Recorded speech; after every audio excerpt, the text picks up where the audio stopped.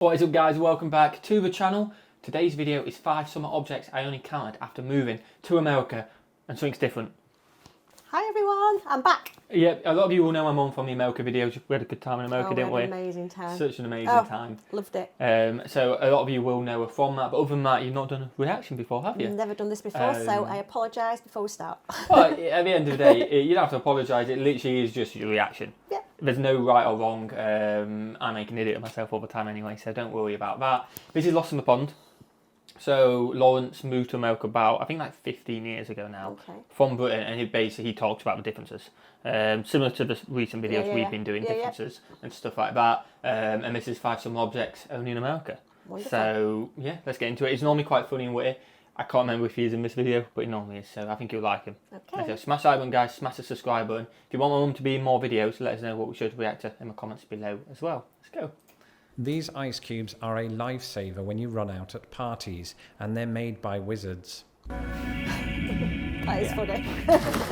Hello, I'm Lawrence, and I'm on a quest to uncover all of the memos that Britain and America lost in the pond, and one of those memos pertains to things, objects, stuff, particularly summer stuff. 42 years ago, in the winter of 2020, I did a video about 5 winter objects that I only encountered after moving to America. We will do that one. This video serves as its summer counterpart, and as was the case with that video, I'll not be including food items. That's its own video, right? Just wanted to make that clear for people like Uncle Toby. Basically, man-made objects that are associated with the summer. And as we go through this list, keep in mind that some of these things might have a presence in Britain. It's just that either A, I was sheltered, or B, they're shown more prominently in America. And so, without further ado, let's take a look at 5 summer objects that I only encountered after moving to America. Oh, we've got an ad to receive in a second. Summer objects that I only encountered after moving to America.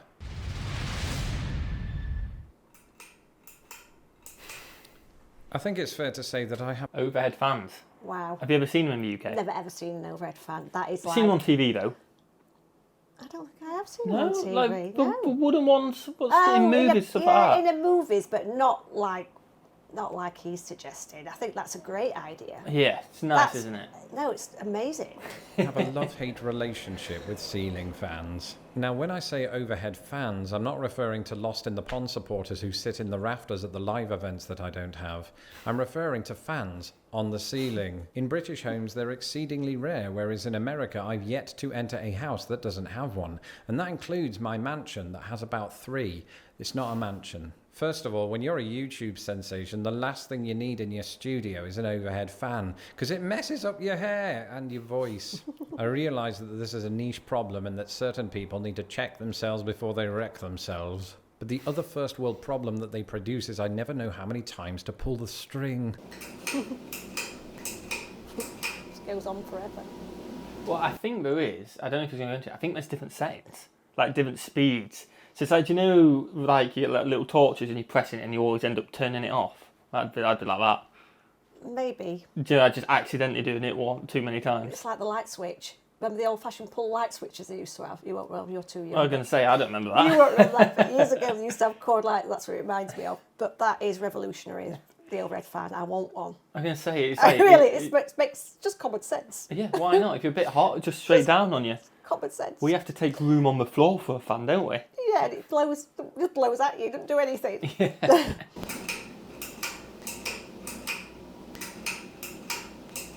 Apparently on most units it's 3, and this is the sort of thing they should tell you at customs when you first arrive. Are you travelling with family? Are you here on business? Oh, and by the way, pull it 3 times and not 4, you numpty. But I said it's a love-hate relationship, whereas Lost in the Pond fans cheer me up. Overhead fans cool me down. And this is particularly useful when your studio doesn't have one of these. I'll admit it, when I first heard about America's propensity for using air conditioning, I thought it was weird. Why would you want that blowing through your home when you can just crack open a window and hear the sounds of nature? And I thought it was particularly unusual that anybody would want to partially obscure their window with this big box. We're British, we want to see outside, we want to see what that chaffinch is up to, we want to see if it's a light drizzle or a heavy downpour, we want to see the joggers. So I thought it was as weird as the next person, and then I met the next person. His name was Mick from Stockport. And Mick from Stockport had never actually left Stockport, but he had all kinds of views about the rest of the world, including America. And he absolutely lamented the artificial nature of American air conditioning. 2 weeks later, he died of heat stroke. Mick is, like any other British person that I talk about on this channel, entirely fictional. But he was as stubborn as I was when it came to air conditioning. We just don't have it in UK homes. We don't, do we? We don't, but I would love it. We have it in I really would love it.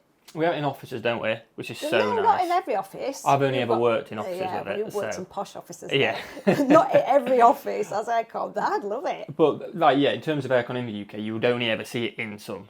Yeah, you would only see it in an office. You wouldn't see it in a home. But why don't we have it in a home? I mean, it doesn't get as hot, but it still would be nice. No offence to us, but we're a bit behind. We are, like... We're a bit behind. It's just silly. For about 1 week where it gets ridiculously hot, it'd be so nice just to be able to hit on the wall aircon. Yeah, but we don't even have a ceiling fan. We haven't progressed that far yet. We haven't got, never mind an aircon unit. That's going to be 30 years' time. Yeah, that's like in the future, a long way away. We'll get the fans in I don't know, 10 years. Aircon, 30 years. You can get window fans, which again, I've never seen in the UK, but they don't look the best, the window fans, do they?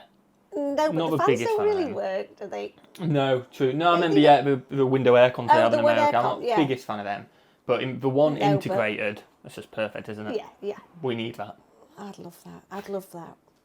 But after moving to America, I saw the error of my ways. If you saw my recent video on how British heat waves ain't got nothing on America, you might have a clue as to why the absence of them would constitute a public health hazard. In many parts of the US, it's extremely common for the summer temperature to rise above 90 degrees Fahrenheit. The simple I think that's like 35 Celsius, I think. I won't need aircon because I'd probably have passed out by then. Oh, yeah, I was anyway. going to say, wouldn't even make it to the I aircon. won't even make it to aircon. Step outside, sizzle, and that's Sizzle, it. that'd be it. The end of us. Finished.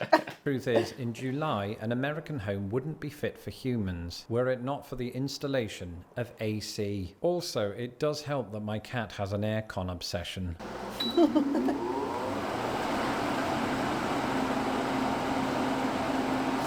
That's so cute.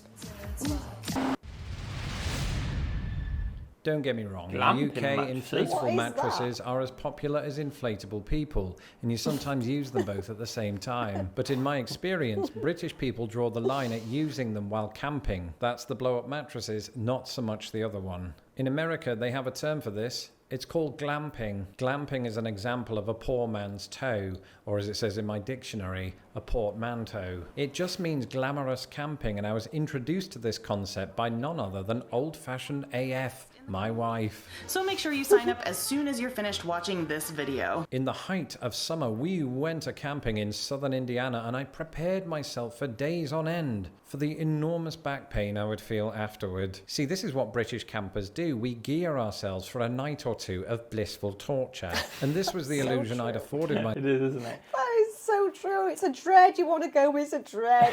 Yeah, you're on holiday, having a good time, but glamping is coming into the UK though. You can book glamping now, can't you? Yes, but ours isn't like that with that posh bed that No, we it's just not. saw a second ago. And it's only recent. I think this video Very might be recent. 6-7 years old, so it's definitely slowly coming in. Very slowly. but It's not everywhere. No, definitely not. We just lay on the floor, It's like literally, on the floor with and a being back paid for the next 6 with months. a sleeping bag.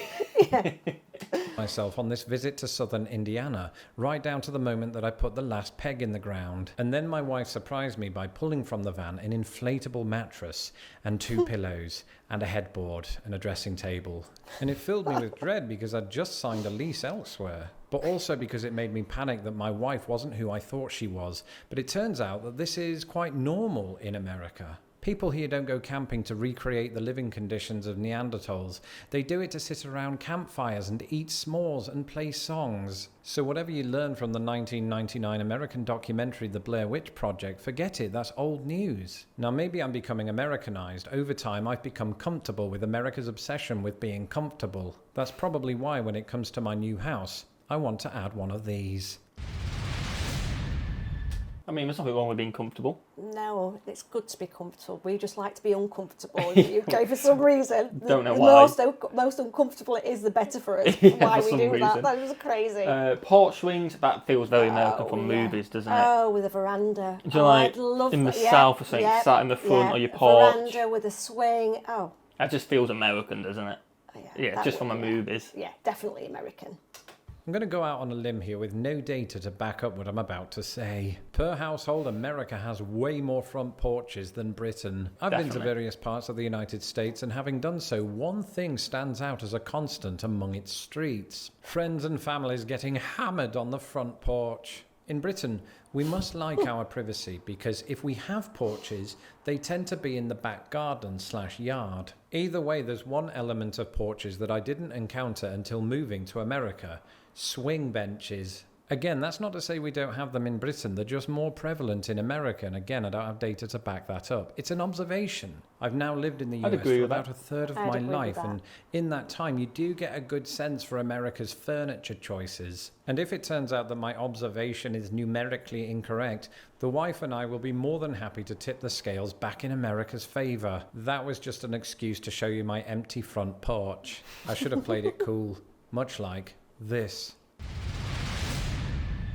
If you take a knife and try... When we were in America, you could buy bagged ice everywhere, couldn't you? Yeah. Mix all the words together. You could buy ice everywhere. Yeah. You don't get that in the UK. Like, do you remember Bookies? It's a privilege to have ice. Yeah, literally. And do you remember Bookies? There were just all them massive cartons of ice outside. Yeah. And then also we mentioned it in our video about hotel differences.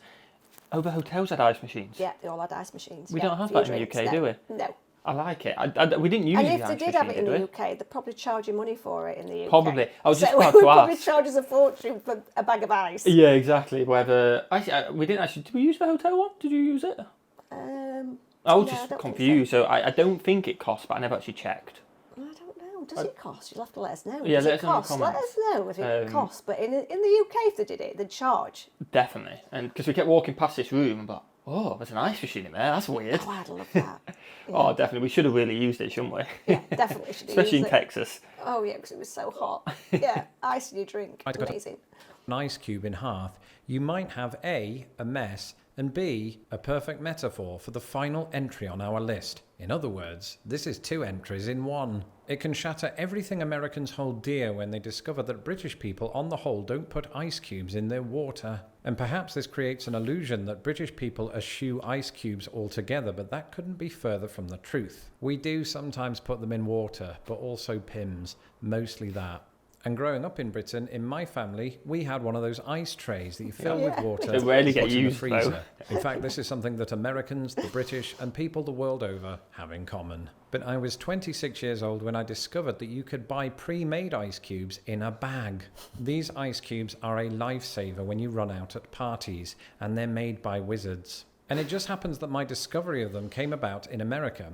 This is an example of me living a sheltered life. Because it turns out you can absolutely get them in Britain. They're just... You can, but they're hidden.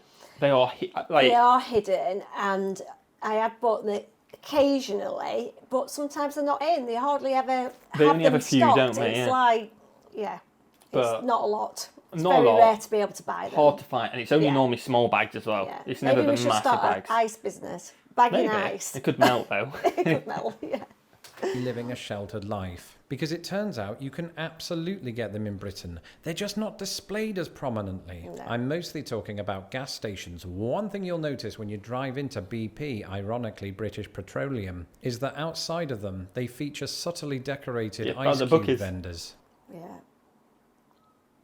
So if you're hosting a party that night and you're running a bit behind, don't go to Walmart, go to BP. You can get everything you need. That's it for this episode. I'm going to go through...